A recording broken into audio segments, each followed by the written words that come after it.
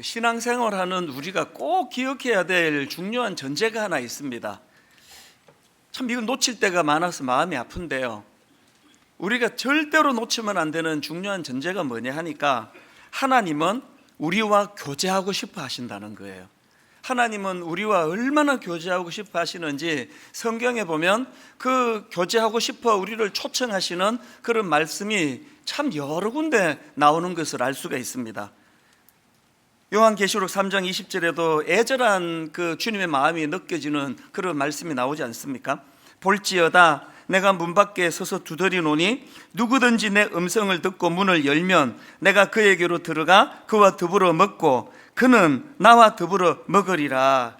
참 이 장면을 이렇게 생각해 보면 눈물겹습니다. 어떻게든 우리와 교제하고 싶으셔서 우리 마음의 문을 두드리시는 그 주님의 심정이 느껴진다면요, 그런가 하면 이사야 55장 1절 오호라 너희 모든 목마른 자들아 물로 나오라 돈 없는 자도 오라 너희는 와서 사 먹되 돈 없이 값 없이 와서 포도주와 젖을 사라.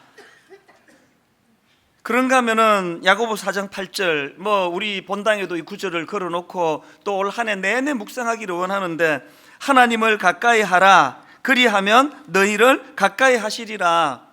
근데 여러분 이런 말씀을 오해하시면 안 되는 게요, 우리가 먼저 막 하나님께 다가가고 노력을 하고 애를 쓰고 그것을 보시고 하나님이 아이고 기특하다 나도 마음을 열지 뭐 그래서 우리에게 가까이 하시는 게 아니에요. 여기에 나와 있는 하나님을 가까이 하라라는 이 말씀 자체가 선행하는 하나님의 우리를 향하신 초청 아닙니까? 이 하나님의 초청에 우리가 반응하는 것이 이 야고보서 4장 8절 말씀이라는 겁니다. 오늘 본문 요한복음 7장 37절 말씀도 이런 맥락으로 읽으셔야 되는데요, 명절 끝날 곧 큰 날에 예수께서 서서 외쳐 이르시되 누구든지 목마르거든 내게로 와서 마시라. 여기서도 지금 주님이 우리를 초청하고 계시지 않습니까? 제가 이 말씀이 너무나 감동이 되는 게 뭐냐 하면요, 주님은 우리가 가진 목마름조차도 이걸 당신을 찾는 도구로 승화시키고 계시다는 거예요. 제가 이 구절 처음에는 그것을 발견을 못했는데 지난 연말서부터 이제 이 본문을 프린트 해가지고 어디 갈 때마다 그것을 갖고 다니면서 읽고 묵상하고 하면서 제가 깨달아진 게 이 말씀이에요. 여러분, 우리는 우리의 연약함, 우리의 실패감, 우리의 깨어짐, 우리의 목마름, 이런 우리의 상한 마음조차도 주님은 이걸 주님을 찾게 만드는 도구로 쓰기를 원하신다는 이게 왜 감동이 되는가 하면요, 제가 앞에서 읽어드린 이사야 55장 1절 2절 이 내용도 마찬가지입니다. 다시 한번 보십시오. 오호라 너희 모든 목마른 자들아 물로 나오라 돈 없는 자도 오라 너희는 와서 사 먹되 돈 없이 값 없이 와서 포도주와 젖을 사라. 그 다음 2절이 중요합니다. 너희가 어찌하여 양식이 아닌 것을 위하여 은을 달아주며 배부르게 하지 못할 것을 위하여 수고하느냐.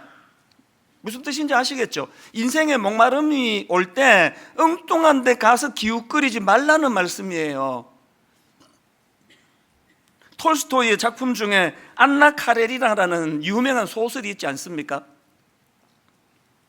그 소설에 나오는 여주인공 안나 카레리나는 아주 관료적이고 또 무덤덤하고 또 이성적이고 그리고 또 늙은 그런 남편과 무덤덤한 결혼 생활을 해오고 있는 러시아의 상류층 여인이에요. 그렇게 무덤덤한 생활을 살던 안나 카레리나가 어느 날 자기 오빠를 만나려고 모스크바로 가는 기차를 타고 가는데 기차역에서 운명의 남자를 만납니다. 너무나 멋지고 젊은 브론스키 백작을 만나가지고 이제 걷잡을 수 없는 사랑에 빠집니다. 너무나 무덤덤하고 반응이 없는 그런 남편과 또 그런 생활을 영위하다가 막 가슴이 뛰는, 그래서 이 안나 카레리나 입장에서 이 멋진 또 젊은 브론스키 백작이야말로 나의 이 목마른 인생, 나의 이 무덤덤한 인생을 해결해 주러 온 그 구세주 같은 존재라고 그렇게 믿었을 거 아닙니까? 다 이제 거두절미하고 결말이 어떻게 되는 거 아시죠? 그렇게 내 이 무덤덤한 생활, 이 내 목마른 인생을 해결해 줄 그런 구세주처럼 여겼던 젊은 브론스키 백작을 만났다는 그 결과가 어떻게 되느냐? 나중에 이 백작을 운명처럼 만났던 그 기차역에서 자살하는 것으로 안나라는 한 여인의 인생이 끝나는 거 아닙니까? 이사야 55장 2절 말씀이 지금 그걸 설명하는 겁니다. 너희가 어찌하여 양식이 아닌 것을 위하여 언을 달아주며 배부르게 하지 못할 것을 위하여 수고하느냐. 오늘 우리 인생이 목마를 때, 허함이 밀려올 때, 여러 가지 어려운 일들로 마음이 무너질 때 안나가 택한 그 소설의 여주인공이 택한 그 길이 아니라 이런 우리의 상함조차도 주님은 우리와 교제하고자 하시는, 이걸 그 주님이 우리를 초청하시는 재료로 쓰신다는 사실을 인식하고 주님 앞으로 나가야 돼요. 그래서 여러분, 마음이 허하고 부부관계가 뭔가 좀 이렇게 그냥 무덤덤하고 그러시면은 절대 기차 타시면 안 됩니다. 기차 타시지 말고 철학기도 나오셔야 돼요. 철학기도. 주님의 부르심 앞에 반응을. 제가 전에도 뭐 농담 삼아 그런 말씀을 드렸지만 여러분, 왜 그렇게 기도 응답이 안 되는지 아세요? 기도 응답 받자마자 또 주님은 나 몰라라 하고 세상으로 나가기를, 그러니까 주님은 그 기도 거리를 갖고 우리랑 교제하는 도구로 쓰시는 거예요. 참 이 설교자 자녀들은 참 희생을 많이 겪는데 우리 집 아이들이 다 그런 거 아닙니까? 근데 수없이 이제 너희들 얘기 왜 안 하마? 설교 시간에 너희들 얘기 안 하면 내 다짐을 했는데 오늘도 너무나 그 적절한 예를 제공하기 때문에 딸아 미안하다. 그러나 이거 성도들이 유혹해서 안 할 수가 없습니다. 우리 딸이 이제 삼수를 했잖아요.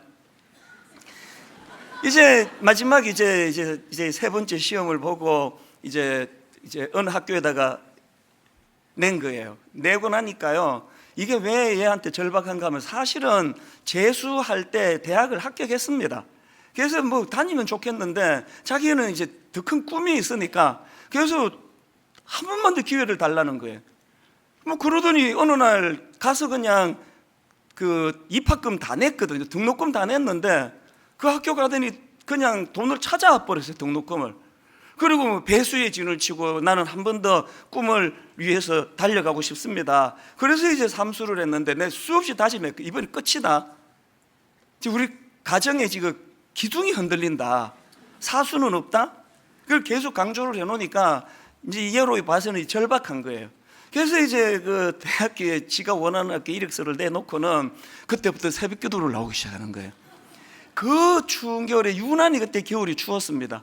그렇게 새벽 기도를 나오고요. 한 번은 막 눈이 엄청나게 와가지고 그렇게 그냥 폭설이 왔는데도 얼마나 믿음이 뜨거운지 옷을 다 입고 그렇게 해가지고 또 새벽 기도를 드리고 그랬어요. 제가 너무 이뻤습니다. 야, 얘가 이게 믿음이 있는 애였구나. 그래서 내가 너무 기뻤는데 그렇게 하고 합격 발표가 떨어지고 그 다음 날부터 새벽 기도를 끊으신 줄 믿으시기 바랍니다. 큰딸 미안하다. 그러나 사실은 이게 그 아이에게 뭐 너무나 수치스러운 얘기가 아닌 게요, 오늘 누가 이 아이에게 돌을 던지겠습니까? 이게 오늘 우리의 모습 아닙니까?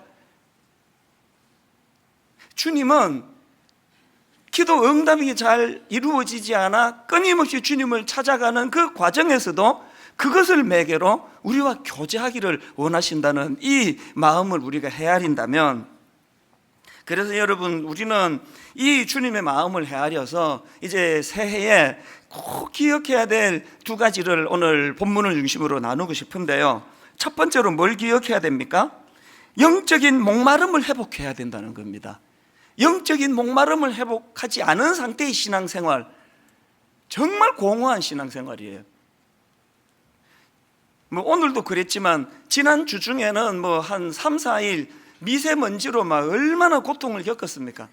이게 옛날에는 4만4온이라 그랬는데 요새는 4만4 미세먼지래요. 그 지난주 월요일 날 막 모처럼 이제 그날 몸도 아프고 막 두통도 있고 그래서 집에서 좀 쉬려고 하니까 이미 한 3, 4일 미세먼지로 창문을 못 열어놓으니까 막 집 안에 공기부터 너무 탁한데요, 월요일이 막 최악 아니었습니까? 막 화가 나더라고요. 그럼 우리 집사람한테 막 괜히 막 신경질을 내면서 뭐 이런 나라가 다 있냐고. 내가 내가 사명만 아니면 나 벌써 내 우리 엄마인데 돌아갔다 나 미국으로 갔을 거라고. 이 뭐 이래가지고 사람이 살 수가 있냐고 막 너무 화가 나더라고요. 지난 월요일은. 그랬는데 여러분, 내가 믿겨지지 않은 기사를 하나 봤습니다. 무슨 내용인가 하니까요, 서울시 초미세먼지 농도가 세제곱미터당 2000년도에 평균 46마이크로그램에서 2017년도에 25마이크로그램으로 초미세먼지 농도가 절반 가까이 줄었다는 거예요. 이게 2000년도하고 지금하고 비교했을 때 초미세먼지가 절반 가까이 줄었다고 한다면 70년대, 80년대 기억나십니까? 그때 제가 그 지방에 살 때요, 우리 형들이나 선배님들이 서울 갔다 오면 막 무용담처럼 좀 이제 자랑하느라고 하는 이야기죠. 야, 서울에 갔다 오는데 막 코가 새카매졌다고, 막 얼마나 그 매연이 심한지 막 코가 막 새카매졌다 그러고, 와이셔츠가 막 이게 막 새카매졌다고, 이거를 막 자랑 삼아 이제 그런 이야기를 막 떠벌리곤 했거든. 그러면 어린 저희들은 나도 코 한번 새카매져 봤으면 서울 한번 가보고 싶다, 그랬더니 기억이 나거든요. 이 기사가 맞는 게요, 사실 저희들 70년대 80년대는 영화관 같은 데 가면 막 다 담배를 폈잖아요. 막 그 1시간 반 영화 보는 내내 막 자욱한 담배 연기 속에서 그렇게 지냈고, 버스 타면은 막 온 몸에 한 20-30분 타고 내리면 몸에 옷에 담배 냄새가 배일 정도로 차 안에서도 다 담배를 폈거든. 그런데 그때는 전혀 불만 없었습니다. 아니, 지금 미세먼지 농도가 2000년에 비해서, 초미세먼지 농도가 2000년에 비해서 절반으로 지금 떨어졌다는데 왜 이렇게 지금 저희들은 이 미세먼지 문제에 민감해진 거예요? 왜 그렇습니까? 대답 간단합니다. 자각을 하게 된 거예요. 이게 몸에 생각보다 해롭다는 걸 깨닫게 된 거예요. 월요일 날요, 막 너무 막 짜증나서 창문도 못 열고, 막 집안에는 이미 공기가 너무 탁하고 그래서 막 답답해가지고 내가 창문을 내려다 보니까 진짜 이상한 사람 하나 있더라고. 테니스를 치고 있더라고, 테니스를. 지난 월요일 기억나십니까? 시야도 가릴 정도로 미세먼지, 초미세먼지가 막 수치가 빨간 글씨로 그렇게 도배를 할 정도로 나빴는데, 그 사람은 지금 그냥 제가 그거 보다가 여보 와서 이거 좀 보라고, 세상에 지금 밖에서 테니스 치는 사람이 있네. 그분은 자기가 지금 부지런해서 이렇게 운동도 하고 근육도 자기가 그리고 유산소 운동을 해서 기쁘다 생각하겠지만, 여러분, 격렬한 테니스 치면서 미세먼지, 초미세먼지가 자기 폐 깊은 데까지 얼마나 해로웠겠냐고요. 누구는 창문조차도 못 열어서 답답한 걸 참는데, 어떤 사람은 왜 그렇게 테니스를 치는 용감한 행동을 보입니까? 이게 자각의 문제예요. 신앙생활이 이런 거예요. 교회는요, 부익부 빈익빈 현상의 아주 샘플이 교회예요. 성령님은 우리에게 해갈의 기쁨도 주시지만, 성령님은 우리로 하여금 목마름의 자각을 주시는 분이에요. 여러분이 자꾸 지금 목마르시잖아요. 해갈이 지금 일어난다는 뜻이에요. 사실은 아무 문제가 없죠. 목마름이 없잖아요. 해갈이 됐다는 게 아니고요, 여러분 지금 미세먼지 가득한데 테니스 치는 그 사람하고 같은 정상이에요. 자각이 없는 게, 영적으로 자각이. 이 부익부 빈익빈 현상, 이게 점점 심화가 됩니다. 똑같은 설교를 해도요, 어떤 사람은 막 목마름으로, 갈급함으로 예배가 끝나고 나면 하나님 앞에 괴로워서 그렇게 눈물로 회개 기도하는 그런 분이 계시는가 하면, 어떤 분은 진짜 들어야 되는 분들은 전혀 듣지를 않아요. 어이구, 저 목사가 오늘은 또 소리 유난히 지르네, 부부싸움하고 왔나? 이 영적으로 이게 분별력이 없으니까 이게 부익부 빈익빈이 점점 심해지고 있는 거예요. 오늘 이 말씀은요, 저 같은 중직자들, 목사, 특히 장로, 권사, 그런 분들이 더 유심히 들어야 되는 말씀입니다. 왜 그런지 아십니까? 37절 오늘 본문의 배경이 이렇습니다. 명절 끝날 곧 큰 날에 예수께서 서서 외쳐 이르시되 누구든지 목마르거든 내게로 와서 마시라. 지금 예수님께서 누구든지 목마르거든 내게로 와서 마시라라는 말씀을 어디서 외쳤는지 아십니까? 언제 외쳤는지 아십니까? 저기 맨 앞에 보니까 명절 끝날 곧 큰 날에 외쳤대요. 이게 왜 의미가 있느냐 하면, 여기서 말하는 명절은 초막절이에요. 뭐 초막절의 특징을 여기서는 다 설명할 필요가 없고요. 초막절하고 오늘 본문이 왜 의미가 있느냐? 초막절이 시작이 되면은 매일 아침 실로암 연못에서 물을 길러 가지고 번제단 위에 물을 부어 가지고 제단으로 그 물이 흘러 가도록 하는 의식이 있었다는 거예요.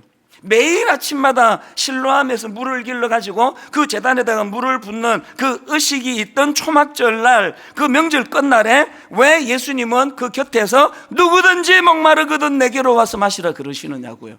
예수님이 보니까 뭐 제사장이고 대제사장이고 뭐고 물 붓는 건 잘하는데, 그 실로암 못에 가서 물 떠가지고 붓는 건 잘하는데, 영혼이 지금 그 미세먼지에 테니스 치는 사람처럼 자기 영혼이 얼마나 고갈하고 황폐해져 있는 걸 모르고 있다는 거예요. 그래서 주님이 거기서 외치는 거예요. 실로암 물 갖다 들이붓는 종교적인 행사가 중요한 게 아니고 너희들의 심령이 지금 메말라 버렸다. 누구든지 목마르거든 내게로 와서 마셔라. 제가 왜 이런 말씀 앞에서 마음이 아픈지 아십니까? 지금부터 29년 전 30살이 되던 해에 미국 이민 생활을 정리하고 한국으로 되돌아왔던 그 즈음에 얼마나 주님을 사랑했으면 제가, 그 가족들 다 있는데 결혼도 안 한 제가 한국으로 혼자 되돌아왔겠냐고요. 신학교를 들어갔는데 너무너무 목마른 거예요. 너무. 참 많이 울었습니다. 그 신학교 1학년 때 교육전도사로 써달라고 여러 교회에다가 이력서를 내는데 이상하게 잘 뭐 뽑아주는 교회가 없고, 여러분 그 주일날 아침에 눈 딱 떴을 때 갈등 없이 자기가 갈 교회가 있다는 게 얼마나 복인지 아세요? 사당동 기숙사에서 주일이 되면은 오늘 어느 교회 가지? 이 교회 저 교회 그렇게 기웃기웃거리면서 제가 1년을 보냈는데요, 어느 교회 가서 예배를 드리니 교단을 초월하고 울지 않은 적이 거의 없습니다. 예배가 끝나도 감격이 식지 않아서 그렇게 가슴이 뜨거워, 겉으로 보면은 초라하게 짝이 없는 신학생이지만 써주는 교회도 없어서 무교적에 교적도 없는, 소속된 교회도 없는 그런 초라한 1년을 보냈지만 제 생애에 그때는 잊혀지지 않는 추억이에요. 그렇게 하고 29년이 지난 지금 여러분 다 아시지만 뭐 이제 제가 그렇게 초라한 신학생 아닙니다. 큰 교회 목사 되고 이름도 알려지고 굉장히 예전에 비해서 인간적으로 겉으로 미꾸라지 용된 것 같아요. 그러나 전 이게 슬프다는 거예요. 이게 분명히 내가 신학생 시절에 알아주는 사람 하나도 없던 그 외로운 그 시절에는 목이 말랐거든요. 주님 더 충만히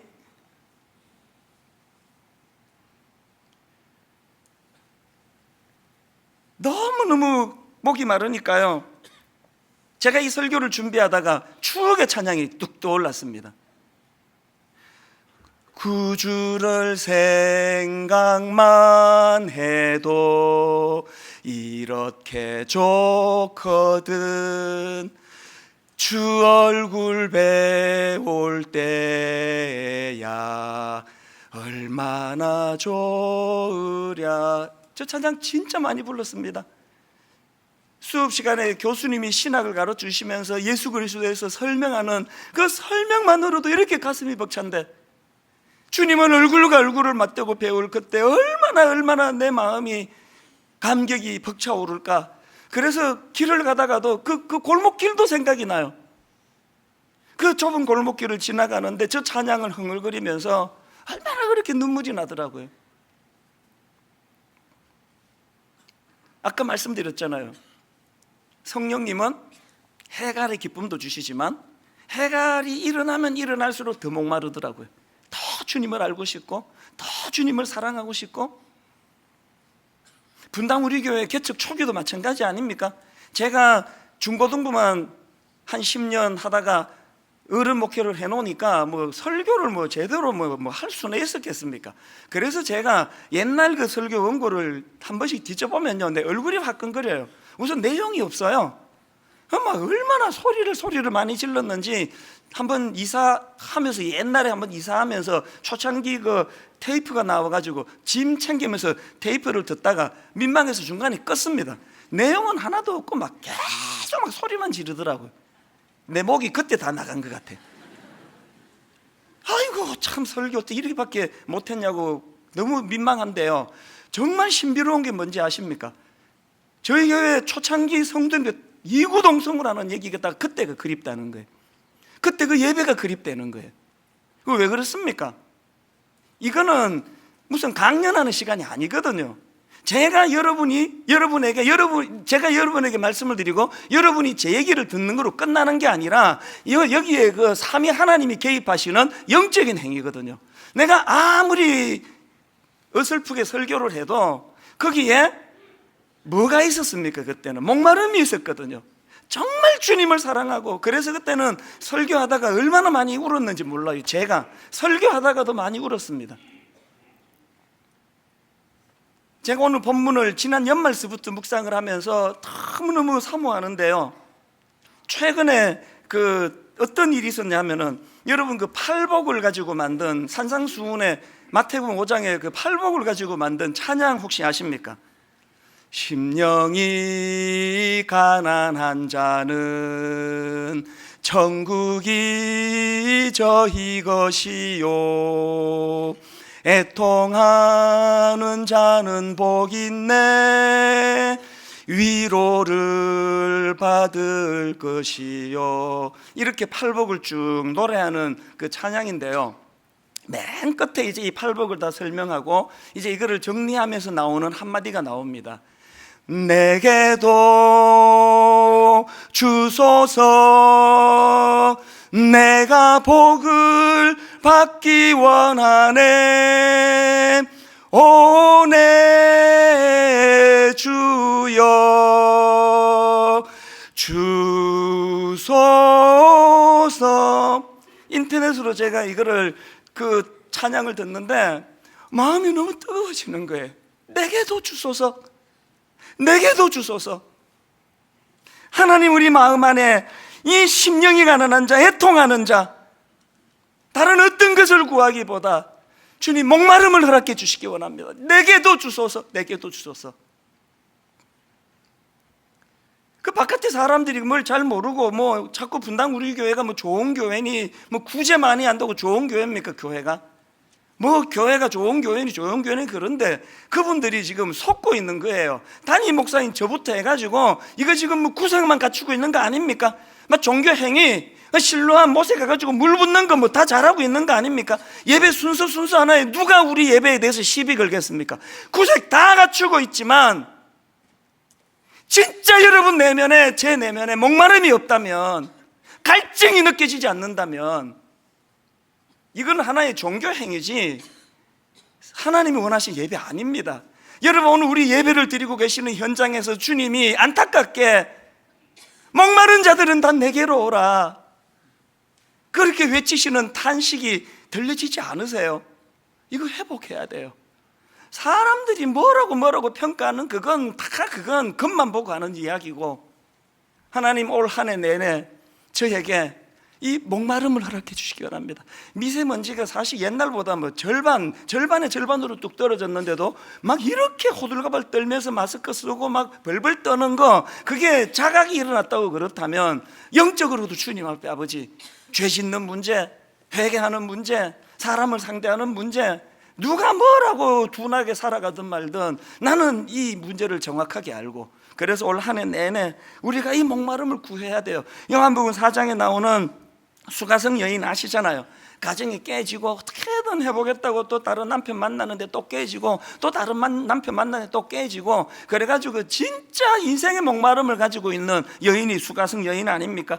그 과정에서 깊이 그 상처를 가지고 인생의 목마름을 가지고 신음하고 있던 여인을 주님이 찾아가시지 않습니까? 그래서 요한복음 4장 13절에 보니까 예수께서 대답하여 이르시되 이 물을 마시는 자마다 다시 목마르려니와 내가 주는 물을 마시는 자는 영원히 목마르지 아니하리니 내가 주는 물은 그 속에서 영생하도록 솟아나는 샘물이 되니라. 주님의 그 선포 앞에 그 여인의 반응을 한번 보십시오. 그 다음 15절, 여자가 이르되 주여 그런 물을 내게 주사, 주여 그런 물을 내게 주사. 목마르지도 않고 또 여기 물길로 오지도 않게 하옵소서.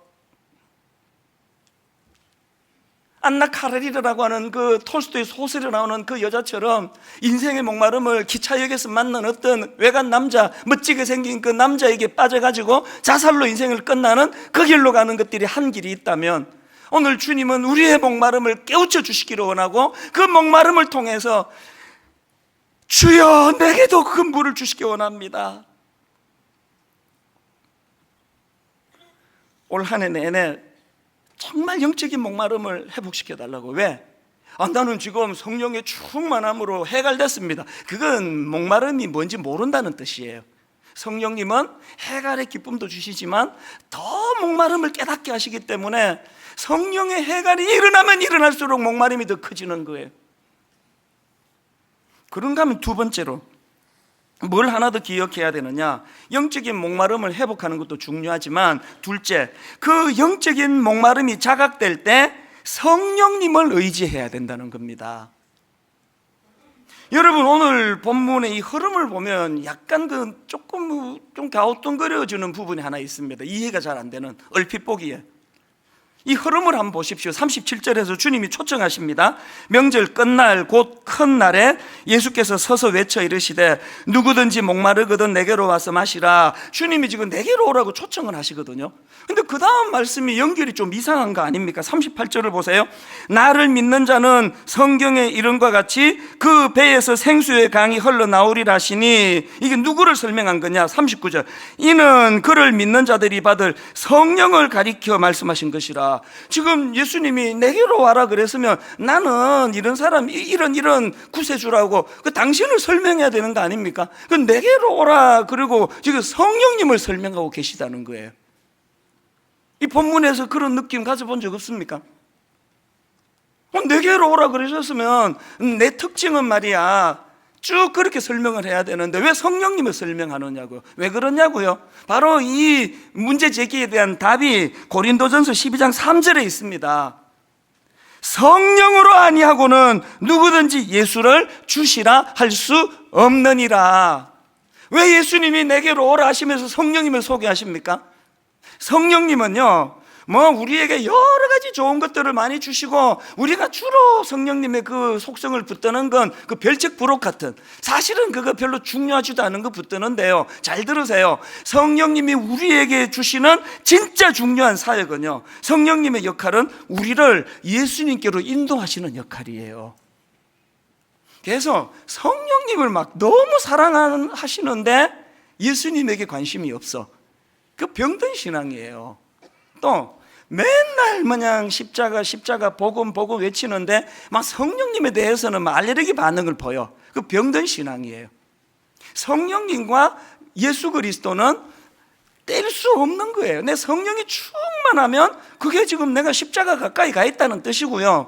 내가 너무나 주님을 사랑하고 주님에 대한 해갈의 기쁨이 있지만 목마름이 더 커진다면 그건 이미 내게 성령이 충만히 역사한다는 뜻이에요. 아까 제가 그 신학생 시절에 구주를 생각만 해도 이렇게 좋거든, 주 얼굴 배울 때야 얼마나 좋으랴, 그 찬양을 부르면서 골목길에 눈물을 줄줄 흘리며 간다는 말은 아까 내가 생략했지만 그때는 내가 성령 충만했다는 뜻이에요. 왜 그렇습니까? 성령 충만 없이는 그런 게 안 나옵니다. 제가 지난주에 그 맹인 바디메오 그 인물에 대해 가지고 설교하면서 우리도 바디메오처럼 마음에 뚜렷한 삶의 목표가 있어야 된다고 설교했더니 바로 그날 어떤 분이 홈페이지에 글을 올리셨어요. 글 제목이 소망이 무엇인지 물으신다면, 그 바디메오 설교를 듣고 이제 글을 쓰신 거예요. 내용을 한번 들어보세요. 오늘 말씀 첫 시작에서 목사님의 질문을 들으면서 가장 먼저 떠오른 내 소망은 하나님과의 연합, 하나님 임재 안에서 기쁘게 살아가기, 바로 이런 것들이 떠올랐습니다. 제게 이 꿈이 있기에 이번에 일을 통해서도 빠르게 하나님을 바라보았습니다. 그러면서 이분이 자기를 소개하시는데요, 분당 우리 교회 특세를 통해서 믿음 생활한 지 12년 차가 되는 분이래요. 이게 그 모태신앙 자기 소개한 게 약간 좀 다른 거 아닙니까? 그냥 나 예수 믿은 지 12년 차입니다 이렇게 이야기해야 되는데, 분당 우리 교회에서 특세에서 은혜 받은 지 12년 되는, 뭘 이야기합니까? 그리고 이분이 그 다음 그래서 그 말씀에 대한 갈급함을 어떻게 쭉 피력하는가 들어보십시오. 성령님께서 지금까지 가르쳐 주시고 말씀 중심으로 순종하게 하셨고, 깊은 기도로 주님의 임재 안에서 평강과 잔잔한 기쁨 가운데 여기까지 이끌어 오셨기에 원래 어떻게 이끌어 가실지 기대를 하면서 지금 여기 성령님 뜻을 따르며 가려 합니다. 이분은 지금요, 하나님의 임재를 누리시려면, 그 하나님의 임재로 목말라 하려면 성령님의 인도하심이 필요하다는 걸 정확하게 알고 있는 거 아닙니까? 지난주 설교가 예수님을 더 가까이, 예수님을 닮아가는 그런 설교 제목을 가지고 설교했는데, 이분은 그 말씀 듣고 말씀이 충만하기를 갈망하는데, 성령님 그 일을 가능케 인도하여 주시기 원합니다. 정확한 믿음을 갖고 있는 거 아닙니까? 요한복음 14장 26절에 보면은 보혜사 곧 아버지께서 내 이름으로 보내실 성령, 그가 너희에게 모든 것을 가르치고, 그 다음 보세요, 내가 너희에게 말한 모든 것을 생각나게 하리라. 성령으로 아니하고는 누구든지 예수를 주시라 할 수 없을 뿐만 아니라, 이 말씀 성령의 인도하심이 없으면 이거 그냥 삼국지 읽는 게 나아요. 이 무슨 재미입니까? 이거 이해도 못해요. 이거 아까 그 예수 믿은 지 12년 차 되는 우리 교회 특세에서 은혜를 받으셨다는 그분이 뭘 알고 있습니까? 원래 내가 성경을 좀 알기를 원하는데 그러려면 어떻게 해야 돼요? 성령님, 말씀의 가정교사 되시는 성령님, 지혜의 영을 허락해 주시기 원합니다. 여러분, 진짜 우리 마음에 그 우둔함이 사라지고 영혼의 목마름이 회복되기를 원하십니까? 성령님을 갈망해야 돼요. 성령님, 이 인생의 목마름을 내버려 두면 안나 카레리나라는 그 여인처럼 자꾸 엉뚱한 데 가서 헛것을 구하게 되는 인생입니다. 성령님, 우리를 십자가 앞으로 인도하여 주시기 원합니다. 그래서 여러분, 성령 충만을 원하시면 성령님과 관련해서 두 가지로 구하셔야 돼요. 성령 충만을 원하십니까? 첫째, 가난한 마음을 회복하셔야 됩니다. 아까 제가 팔복을 노래로 불러드렸는데요, 팔복의 첫째가 뭡니까? 마태복음 5장 3절, 심령이 가난한 자는 복이 있나니 천국이 그들의 것이며, 그 다음 6절, 의에 줄이고 목마른 자는 복이 있나니 그들이 배부를 것이며. 그 박영돈 교수님이 쓴 책 중에요, 성령 충만, 실패한 이들을 위한 은혜, 이런 제목의 책이 있는데, 이 내용을 가지고 왜 우리가 그렇게 성령 충만을 원하지만 이게 잘 안 되느냐를 설명하는 대목이 있습니다. 한번 들어보십시오. 성령 충만은 자신의 영적인 가난함을 알고 의에 줄이고 목마른 사람을 위한 은혜이다. 심령이 가난하다는 말은 절박하다는 뜻이다. 심령이 가난한 자는 절박하게 하나님의 구원과 도우심의 은혜를 갈망하는 사람이다. 의에 줄이고 목마름은 가난한 심령의 구체적인 표현이다. 줄이고 목마름은 요긴함과 강렬함의 두 가지 의미를 담고 있다. 성령 충만을 정말로 원하신다면 이 갈급함, 내 영혼의 가난한 현실을 자각하는 거예요. 내가 얼마나 겉은 부유하지만, 무슨 큰 교회 목사랍시고 거들먹거리고 있지만 네 영혼이 얼마나 지금 목말라 있는지를 자각하게 되는 그 자각에서부터 성령님을 사모하게 된다는 겁니다. 여러분에게 이 가난한 마음 있습니까? 오늘 또 강조합니다. 뭐하러 장로 되셨어요? 뭐하러 권사 돼가지고 그렇게 마음이 부유해지셨냐고요. 그까지 다 내려놓고 하나님 앞에 벌거벗은 단독자로서, 아버지, 저는 가난한 마음으로 주님 은혜를 구합니다. 성령님 불쌍히 여겨 주시기 원합니다. 그런가 하면 두 번째로 성령 충만 원하시면 성령님을 인격적인 존재로 대하는 태도를 가지셔야 돼요.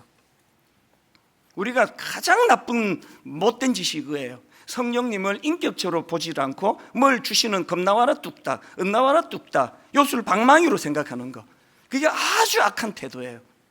성령님을 그분이 주시는 그 무엇이 아니라 그분 자체를 존귀히 여기며 그분을 너무나 사랑하는, 그분은 적극적으로 우대해 드리는 태도.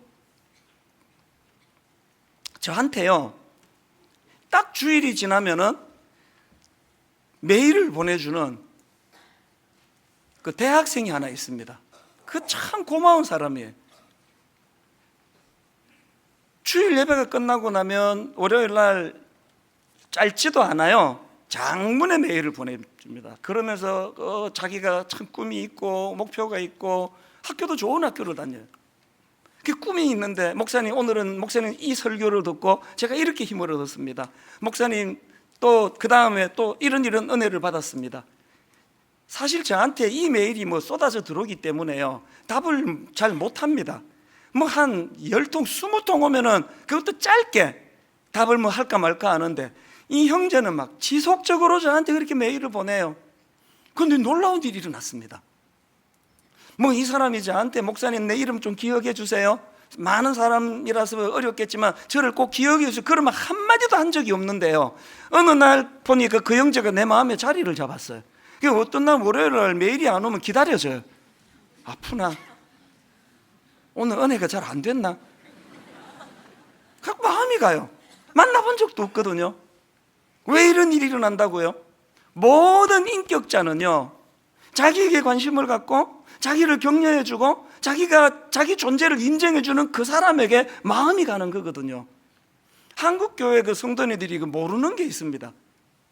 권사님 두 분이 이제 길 가다가 저를 만나요. 한 권사님이 이렇게 말합니다. 아이고, 목사님 말씀이 너무 좋아가지고 요새 내가 은혜를 많이 받습니다. 그러면 옆에 권사님이 이렇게 대답하세요. 박 권사, 그런 소리 하지 마, 목사님 교만해져. 그 옆에 있는 권사님이 뭘 모르는지 아세요? 한국교회 목사님들이요, 교만해서 망하는 사람 한 명 있을 때요, 낙심, 좌절감, 우울, 이런 걸로 무너지는 목사님이 10분이에요.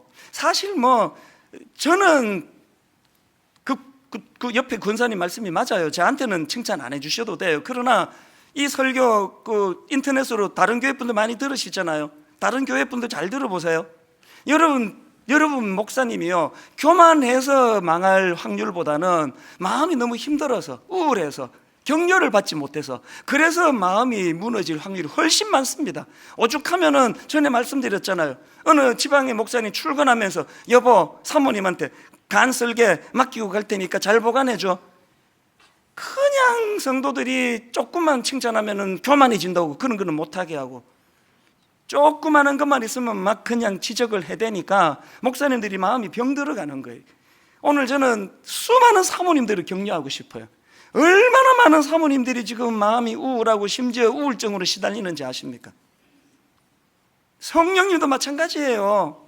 여러분, 성령님에 대하여 그분을 자꾸 인정해 드려야 돼요. 저는 길 가면서도 많이 해요. 누구 상담하고 나면 혼자 독백합니다. 세상에 하나님이, 이 성령님이 이 우둔한 저 같은 입술을 통해서 어떻게 이렇게 지혜로운 권면이 가능했겠습니까? 이것을 허락하신 분이 성령님인 줄 믿습니다. 우리 성령님 정말 멋지십니다. 속으로만 생각 안 해요. 자꾸 표현을 해요. 왜? 성령님하고 저하고 공통점, 인격을 가지고 계세요. 여러분, 성령 충만 원하십니까? 성령님을 인정해 드리세요. 그분을 찬양해 보세요. 결론을 이렇게 맺기 원합니다. 첫째, 영적인 목마름을 회복하기를 이번 한 해 내내 소원을 두십시오. 둘째, 영적인 목마름이 있을 때 성령님을 더 의지하기 원합니다. 내 자아는 죽고 성령님 나를 이끌어 주셔서 우리로 주님 앞으로, 십자가 앞으로 복음으로 인도하여 주시옵소서. 이 두 가지 제목을 올 한 해 내내 사모하며 기도 제목으로 삼는 복된 여러분, 또 제가 되기를 주님 이름으로 축원합니다. 오늘 이 말씀을 기억하시면서 아까 말씀드렸던 그 우물가의 여인, 우리들의 찬양 465번입니다. 우리 찬양 가사를 기억하시면서 함께 찬양하기 원합니다. 우물가의 여인처럼 난 구했네. 우물가의 여인처럼 난 구했네. 뭘 구했습니까? 헛되고 헛된 것들을 주님이 초청하십니다. 그때 주님 하신 말씀, 주님 하신 말씀 내 세매와 생수를 마셔라. 다시 한번 고백하십니다. 우물가의 여인처럼 난 구했네. 뭘 구했습니까? 헛되고 헛된 것들은 그때 주님 하신 말씀, 내 세매와 생수를 마셔라. 목마름을 가지고 주님을 찬양합니다. 오 주님 채우소서. 나의 잔을 높이 듭니다. 하늘 양식 내게 채워주소서. 넘치도록 채워주소서. 많고 많은 사람들이 찾았었네. 뭘 찾았습니까? 헛되고 헛된 것들은 주 안에 감추인 법에 세상 것과 난 비길 수 없네. 목마름으로 주님을 찬양합니다. 오 주님 채우소서. 나의 잔을 높이 듭니다. 하늘 양식 내게 채워주소서. 넘치도록 채워주소서.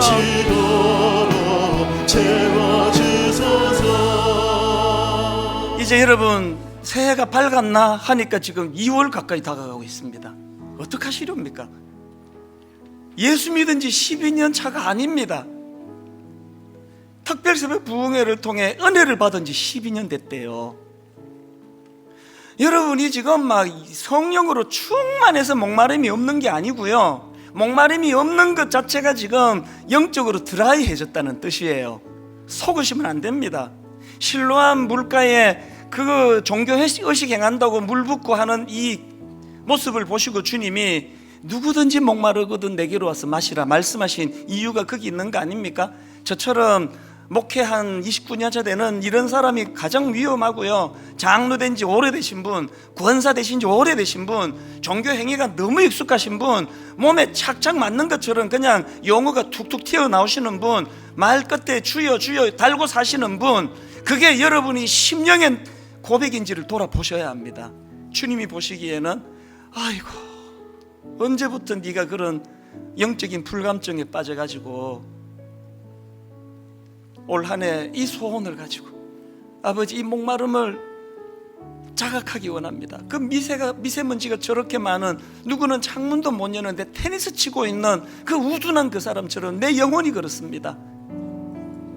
우리 한 번 더 찬양할 동안에 주님 헛되고 헛된 것, 그래서 결국은 인생의 목마름을 그 톨스토이 소설에 나오는 안나 카리리나처럼 엉뚱한 곳으로 가다가 인생이 어려움을 겪는 이게 현실이라면 주님 내 목마름이 자각되고 이것이 주님을 찾는 재료가 되게 하여 주시옵소서.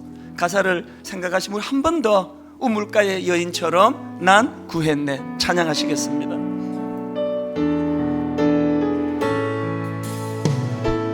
우물가의 여인처럼 난 구했네. 헛되고 헛된 것들은 이것이 자각되기를 원합니다.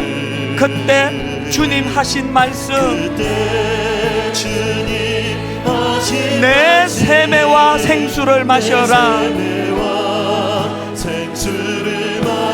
오 주님 채우소서. 내 인생의 목마름, 나의 잔을 높이 듭니다. 하늘 양식 내게 채워주소서. 넘치도록 채워주소서. 오 주님 채우소서.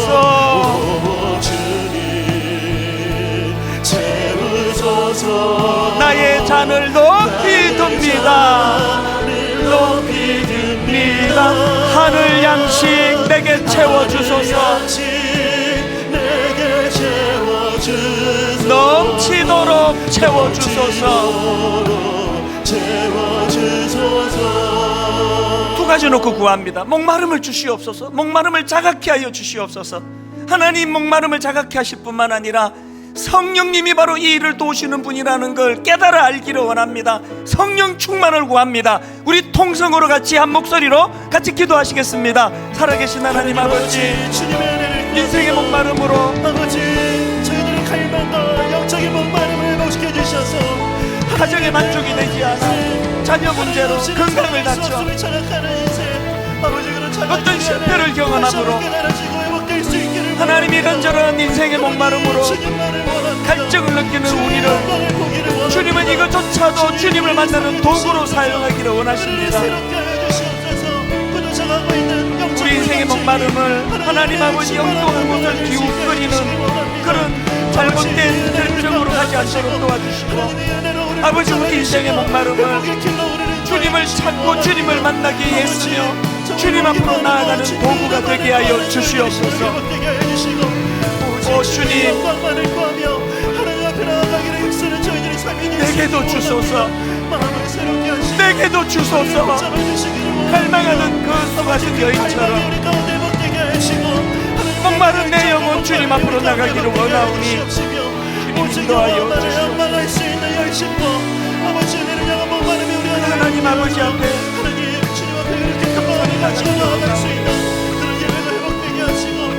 계속 기도하실 분 계속 기도하시고, 그 소가성 여인처럼 노래합니다. 오 주님 채우소서. 오 주님 채우소서. 나의 잔을 높이 듭니다. 하늘 양식 내게 채워주소서. 넘치도록 채워주소서. 목마른 나의 영혼 주를 부르니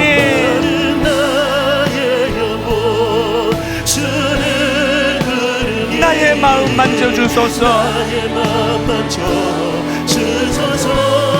주님만을 원합니다. 더 원합니다. 나의 마음 만져주소서. 주께 가까이 날 이끄소서. 간절히 주님만을 원합니다. 채워주소서. 주의 사랑을 진정한 찬양 드릴 수 있도록 우리 다 자리에서 일어나셔서 다시 한번 주께 가까이 날 이끄소서. 간절히 주님만을 원합니다. 채워주소서. 주의 사랑을 진정한 찬양 드릴 수 있도록 여러분, 우리의 목마름을 가지고 주님 앞으로 나가십니다. 목마른 나의 영혼 주를 부르니 나의 맘 만져주소서. 주님만을 원합니다. 더 원합니다. 나의 맘 만져주소서. 마지막으로 선포하십시오. 목마른 나의 영혼 주를 부르니 나의 맘 만져주소서. 주님만을 원합니다. 더 원합니다. 나의 맘 만져주소서.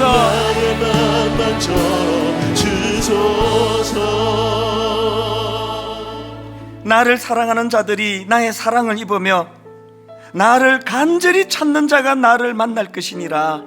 하나님이 말씀 의지하여 이번 한 주간 동안도 목마름이 회복되고 그 갈증을 가지고 은혜를 구할 때 성령님께서 해갈해 주시는, 예수 그리스도 앞으로 인도해 주시는 놀라운 일들이 이번 한 주간 내내 일어나게 인도하여 주시옵소서.